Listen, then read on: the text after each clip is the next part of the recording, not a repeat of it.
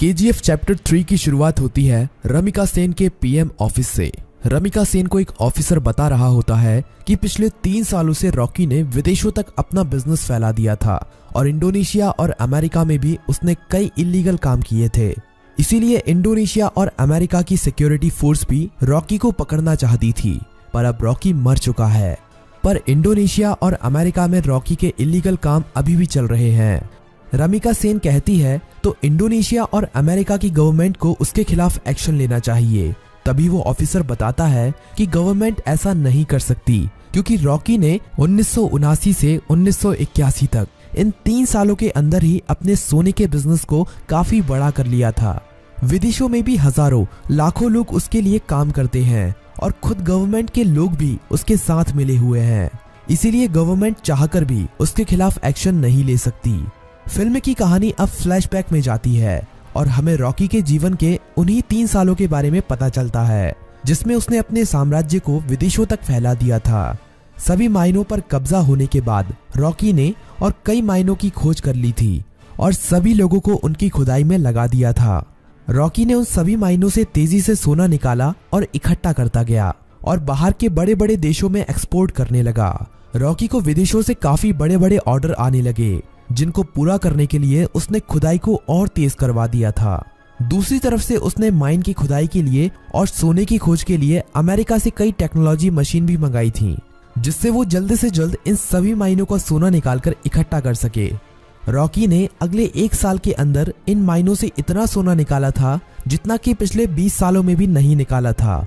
दूसरी तरफ रॉकी ने अपने इलाके को एक इंडस्ट्रियल एरिया बना लिया था और माइन में काम करने वाले लोगों के लिए उसने अच्छे घर, स्कूल, कॉलेज, अस्पताल सब कुछ बना दिए थे। इसीलिए खुदाई करने वाले लोग उसे काफी पसंद करते थे और उसके लिए अपनी जान देने के लिए भी तैयार थे। धीरे धीरे करके रॉकी का साम्राज्य बड़ा ही होता जा रहा था। विदेशों में सोने का एक्सपोर्ट करते करते रॉकी की जान पहचान भी विदेशों की सरकार से भी हो गई और सरकारों के कई लोग रॉकी के साथ मिल गए। रॉकी कई बार इंडोनेशिया और अमेरिका में भी गया था।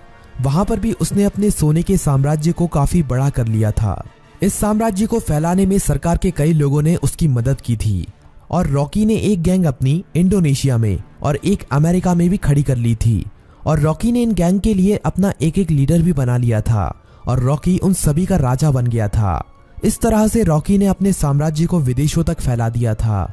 अब कहानी फ्लैशबैक से बाहर आती है और हमें दिखाया जाता है कि जब रमिका सेन ने भारत में रॉकी के साम्राज्य को खत्म कर दिया था और रॉकी अपना सारा सोना लेकर समुद्र के बीच में चला गया था, वहां पर रॉकी ने इंडियन नेवी को खुद मैसेज करके उसे मारने के लिए कहा था। तब इंडियन नेवी ने रॉकी के शिप पर मिसाइल छोड़कर रॉकी को मार दिया था, पर रॉकी वहां पर मरा नहीं था। रॉकी का सारा सोना उसी समुद्र की गहराइयों में उसी जहाज में दफन है और रॉकी को अमेरिका के सबमरीन ने बचा लिया था। ये सबमरीन अमेरिका के एक बिजनेसमैन की थी जिसे रॉकी ने उन 3 सालों के बीच में अपना पार्टनर बना लिया था। रॉकी अब अमेरिका में सबसे छुपकर रह रहा था और वो महीने में कभी कभी इंडिया भी किसी को फोन करता था कि केजीएफ का क्या हुआ, केजीएफ को ठीक होने में कितना समय लगेगा।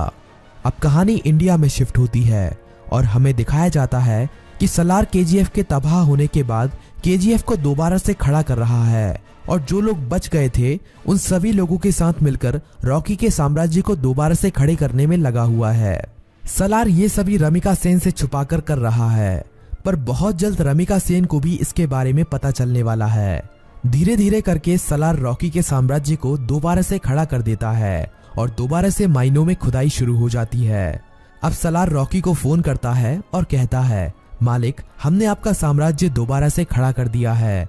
जिस तरह आपने कहा था, अब आपके लौटने का समय आ चुका है। रॉकी कहता है, सलार, तुम्हारे लिए मेरे पास एक काम और है। तुम्हें उस सोने को समुद्र से निकालना है जो हमने इतने सालों से वहां पर छुपा के रखा है। वो हमारी माइनों से ही निकला हुआ सोना है। इसे हमें किसी भी कीमत पर समुद्र से निकालना है। इस सोने की मदद से ही मैं दोबारा से भारत में अपने साम्राज्य को खड़ा करूंगा। सलार सोने को समुद्र से निकालने के काम में लग जाता है और इंडिया में अब एंट्री होती है रॉकी की। सलार अपने लोगों को कहता है कि मालिक कई सालों के बाद यहाँ पर पधार रहे हैं, उनके स्वागत में कोई भी कमी नहीं रहनी चाहिए। किसी को नहीं पता था कि ये मालिक कौन है। रॉकी अकेला ही अमेरिका से आ रहा होता है। केजीएफ में रॉकी का स्वागत धूमधाम से किया जाता है। सभी लोग रॉकी को देखकर हैरान थे क्योंकि उन्हें लग रहा था कि रॉकी मर चुका है, लेकिन रॉकी तो अभी जिंदा है। रॉकी अपनी माइनों का काम देखने के बाद सीधा मिलना चाहता था रामिका सेन से। सलार कहता है कि हम भी उसके साथ चलेंगे, पर रॉकी कहता है कि नहीं, मैं अकेला ही मिलने जाऊंगा। रॉकी अकेला ही अपनी रोल्स रॉयल कार में जा रहा होता है। तभी नाके पर पुलिस उसे पकड़ लेती है। पुलिस वाले जानते नहीं हैं कि वो रॉकी है। वो रॉकी के पास लाइसेंस ना होने की वजह से और ओवर स्पीडिंग होने की वजह से थाने ले जाती है। वहां पर रॉकी कुछ नहीं बोलता, बस अपने आदमियों को फोन कर देता है। थाने में बड़ा ऑफिसर आता है और रॉकी से चिल्लाकर बात करने लगता है।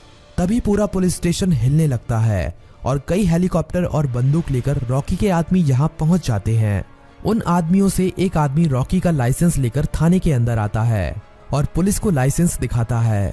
पुलिस वाला लाइसेंस पर रॉकी का नाम पढ़कर हैरान रह जाता है और रॉकी को वहां से जाने देता है। रॉकी अब सीधा रमिका सेन से मिलने के लिए जाता है। रॉकी के पहुंचने से पहले वो पुलिस वाला रमिका सेन तक ये खबर पहुंचा देता है कि रॉकी अभी भी जिंदा है। रमिका सेन ये खबर सुनकर हैरान हो जाती है कि अभी तक रॉकी कैसे जिंदा है। रमिका सेन को ये खबर भी मिल जाती है कि रॉकी के यहाँ आने से पहले किसी ने केजीएफ को दोबारा से खड़ा कर दिया है और केजीएफ से अभी भी खुदाई करके सोना निकाला जा रहा है। अब पीएम ऑफिस में एंट्री होती है रॉकी की। सभी लोग रॉकी को देखकर हैरान थे। रॉकी सीधा मिलने जाता है रमिका सेन से। रॉकी रमिका सेन से कहता है कि मैंने कहा था ना, युद्ध हुआ तो जीतूंगा मैं और जीत मेरी ही हुई है। रमिका सेन कहती है कि अच्छा है, तुम जिंदा हो, अब मैं तुम्हारे सामने ही तुम्हारे केजीएफ को तुमसे छीन लूंगी। रॉकी कहता है कि उसकी नौबत ही नहीं आएगी। रमिका सेन रॉकी की इस बात को समझ नहीं पाती। तभी रॉकी वहां से चला जाता है। अगले कुछ ही दिनों में रॉकी रमिका सेन की सरकार गिरा देता है और सरकार में अपनी पार्टी को जिताकर अपने आदमी को प्रधानमंत्री बना देता है। रॉकी अब दोबारा रमिका सेन को फोन करता है और कहता है कि अब क्या करोगे, अब तो तुम्हारी सरकार भी नहीं रही। रमिका सेन कहती है कि अब मेरी जिंदगी का एक ही मकसद है, तुम्हारी मौत। रमिका सेन रॉकी के सभी दुश्मनों को इकट्ठा करती है। रमिका सेन इनायत खली से भी हाथ मिला लेती है और जितने भी रॉकी के देश विदेश में दुश्मन थे सभी को इकट्ठा करके रॉकी को मारने का प्लान बनाती है।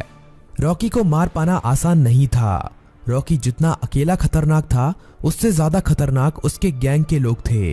रमिका सेन को इंडोनेशिया और अमेरिका की गवर्नमेंट से भी सपोर्ट मिलता है, लेकिन रॉकी जानता था कि रमिका सेन उसके केजीएफ को तबाह करने में अपना पूरा जी जान लगा देगी। रमिका सेन जानती थी कि रॉकी को उसके केजीएफ में घुसकर मार पाना अब काफी ज्यादा मुश्किल हो गया है, क्योंकि अब रॉकी ने अपने केजीएफ में मिसाइलों को रोकने के लिए अपने केजीएफ के चारों तरफ रडार सिस्टम और काउंटर मिसाइल रख दी हैं। अब अगर कोई भी उसके केजीएफ के अंदर घुसने की कोशिश करेगा तो वो मारा जाएगा। रमिका सेन जानती थी कि रॉकी को मारने के लिए उसको केजीएफ से बाहर निकालना पड़ेगा और अकेले रॉकी के मरते ही उसका सारा साम्राज्य खत्म हो जाएगा। इंडिया में अपनी गवर्नमेंट खड़ी करने के बाद इंडिया की गवर्नमेंट रॉकी के लिए एक काफी बड़ी पार्टी रखती है। इस पार्टी में विदेशों के बड़े बड़े बिजनेसमैन, बड़ी बड़ी गवर्नमेंट के लीडर आते हैं। रॉकी की सिक्योरिटी के लिए इस पार्टी में काफी ज्यादा सिक्योरिटी लगी हुई थी। रॉकी पार्टी में पहुंच जाता है।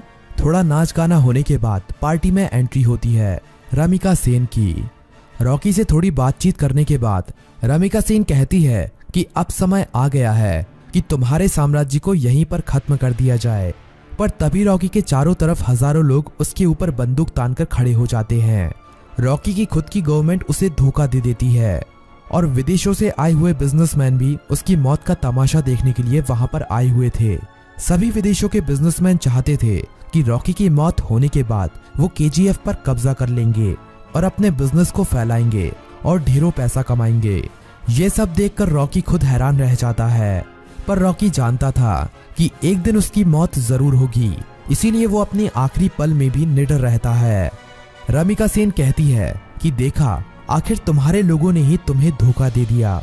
इतना कहते ही सभी लोग रॉकी को गोलियों से भून देते हैं और रॉकी की मौत वहीं पर हो जाती है और फिल्म यहीं पर खत्म हो जाती है।